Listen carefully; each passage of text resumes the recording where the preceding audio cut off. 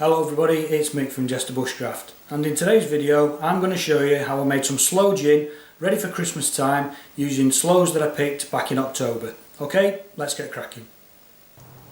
Okay, here we have the sloes, and according to the book, the Food for Free book, it says the best time to pick is immediately after the first frost. We had a frost last night, so now's the time to come out. So what I'll do is I'll pick some of these, and although they taste quite bitter, again back to the book, it says we can make Sloe gin. So that's what we're going to have a go at.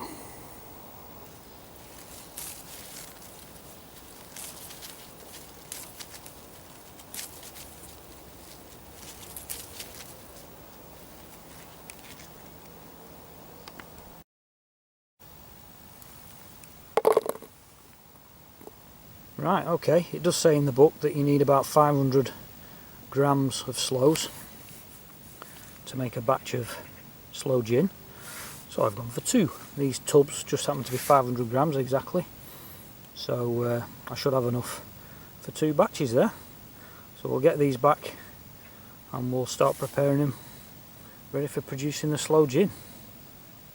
Okay, it says in the Food for Free book to pick about 500 grams of sloes.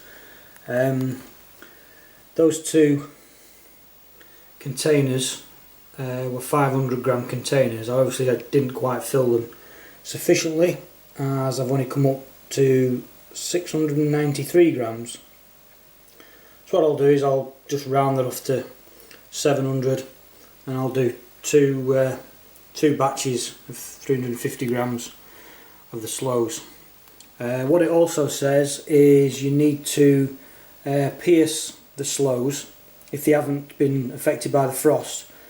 Pierce the sloes so that the gin mixes with the juices of the sloes.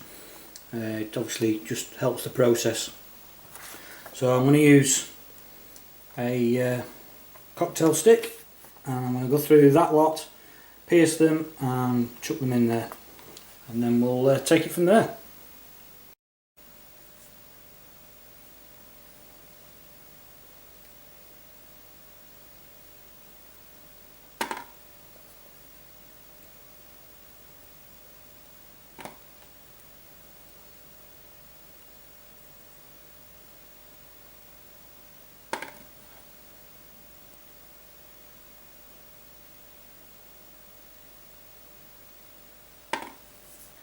Right, it's taken me about half an hour to do those two tubs. It's quite a messy process. It's quite therapeutic. As I got into the swing of things, obviously there's a stone inside the Sloe. As I got into it, I started going in and then out, so I've got two piercings in the Sloe to let more of the juices out to mix in with the gin. Right, that's the last two. There we go. All done. Right, sticky. On to the next process. Okay, I've decided to do 500 grams of one batch, and then whatever I've got left I'll make just a smaller batch. So that's how I'm going to do it. So it says use 500 grams in the book, so that's what I'm going to do for at least one of the batches. Right, what I'm going to start doing now is I'm going to start adding the sloes into this bottle, which was just an orange juice bottle, which I've cleaned out, and that's what I'm going to use to put the gin in. Right, there's no easy way of doing this. I'm just going to try and... Right, that's not working. It's just I'm going to have to put them in individually. Right, I'll start loading these in, and I'll keep going until I get to 500 grams. Right, it's becoming apparent that the bottle is filling up quickly. You're supposed to half fill the bottle with the sloes and half again of sugar, and the whole mixture is going to be half the bottle, and I'm getting close to that now.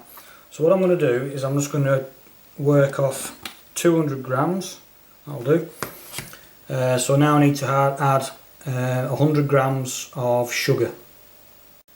Right, I'm going to reset the scale back to 0. Like that. Now I'm going to add 100 grams of sugar without making a mess.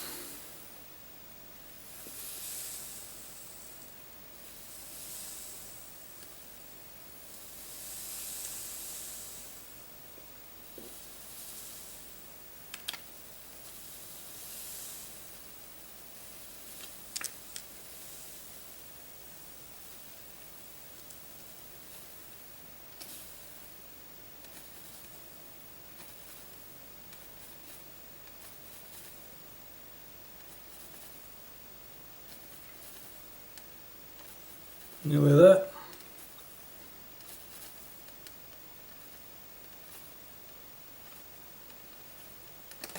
There we go. Right, I've added the sugar and it's not quite half yet. So what I'm going to do is I'm going to add a few more sloes and the equivalent measure of sugar as well to try and get that up to halfway. Okay, so what I've done is I've added another 50 grams of sloes and 25 grams of sugar, and that is about half of the bottle now full.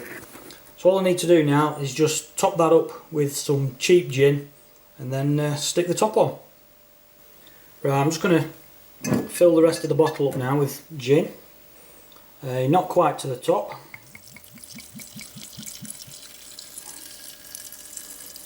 This isn't it, it's just cheap gin. However, I didn't realise how expensive gin actually was, not being a gin drinker myself. But hey.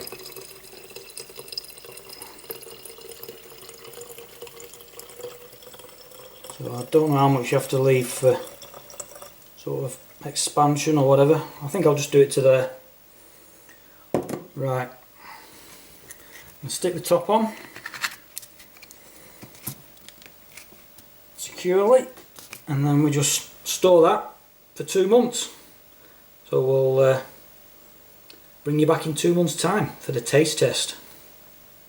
Right, okay, we're a couple of weeks down the line now since I started the slow gin process, and what it says you've got to do in the book, you've got to come back periodically, and you can see in the bottom of there the sugar has settled to the bottom, so you just need to give them a bit of a shake up every now and again, and you can see the stuff sticks to the bottom, but it is, you can just see it is loose, but it is quite stuck to the bottom, so you've got to give them a reasonable shake up. You can see on this one I've shaken that one and the sugar has more or less gone from the bottom. So those are the 3 batches that I've got.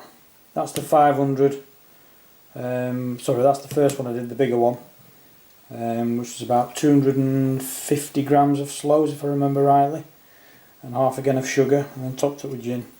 And these are just the little ones I did afterwards. Right, I'm going to give them a shake up and stick them back in the cupboard, and we'll come back again later on in the year. Catch you in a bit. Right, that day's finally arrived. There's 6 days to go before Christmas, and it's time to decant the sloe gin into the bottle I've prepared. Just a bushcraft sloe gin with a J. Right, so what we're going to do is we've got a funnel, and we've just got a strainer there just in case any of the sloes come out, but they're not going to go down the funnel, but don't want to block the funnel up. Right, I think we'll start with the small bottle first. You can see there it's got a nice red colour to it. Oh, here we go. So a bit of a sniff.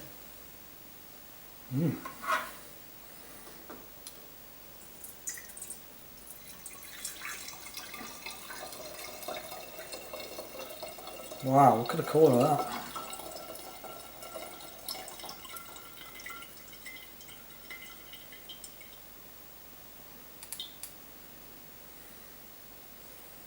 Okay, that's that one. And the next bottle.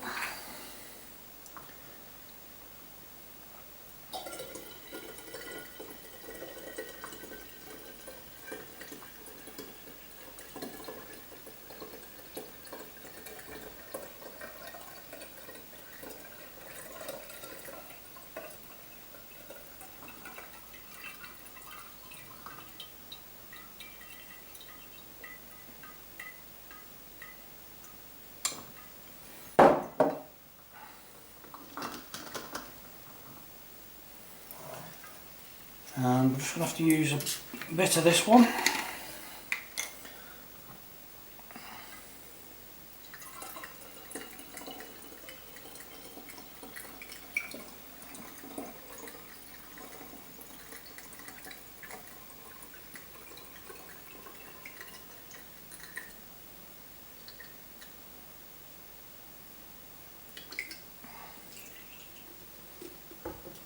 And we'll leave it there.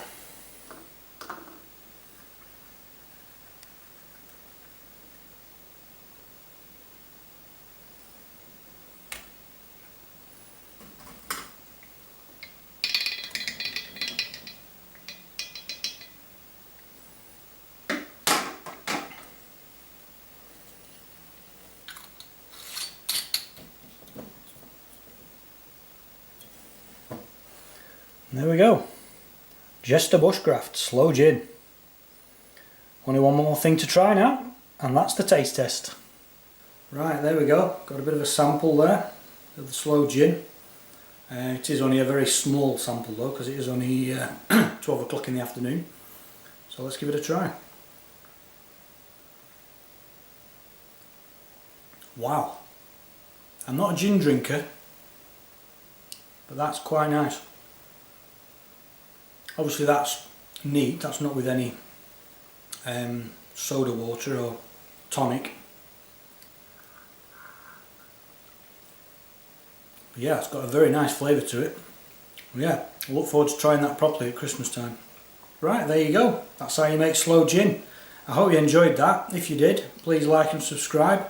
Maybe give it a try, and if you do try it, leave a comment. Let me know how you get on.